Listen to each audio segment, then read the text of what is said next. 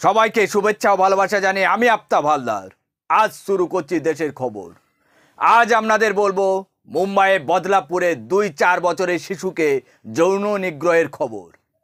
এবার justice for Badlapur.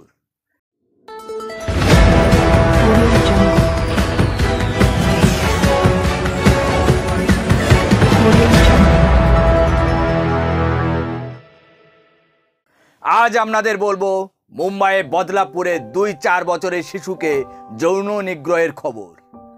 এবার justice for Badlapur.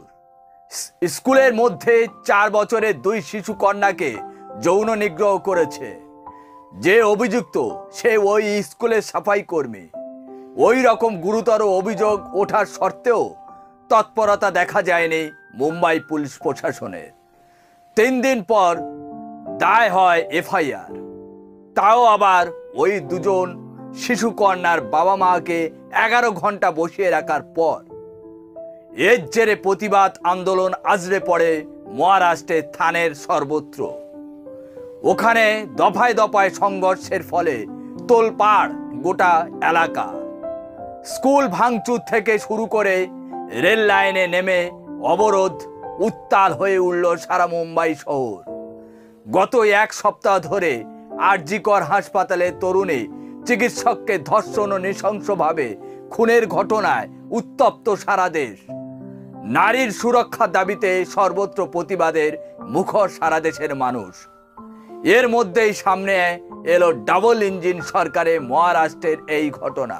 সেক্ষেত্রে প্রয়োজনীয় ব্যবস্থা নিতে সম্পূর্ণ ব্যর্থ পুলিশ প্রশাসন।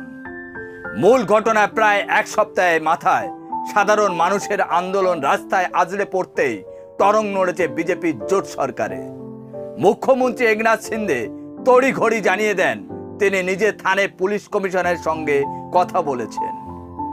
মামলাটি ফাস্ট ট্র্যাক কোর্টে তুলে পক্সো আইনে দোষী দ্রুত শাস্তির ব্যবস্থা করার নির্দেশও দিয়েছেন। সাথে সাথে অভিযুক্তকে গ্রেপ্তার করা হয়েছে। শুধু পুলিশ প্রশাসন নয়, আঙুল উঠেছে স্কুল কর্তৃপক্ষের দিকেও।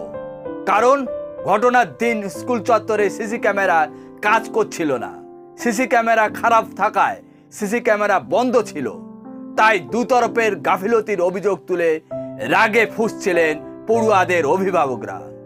তারপর অভিভাবকরা ধৈর্যের বাঁধ ভেঙে যায়। তারপর অভিভাবকরা আর সাধারণ মানুষ স্কুল চত্বরে ঢুকে ভাঙচুর চালায়।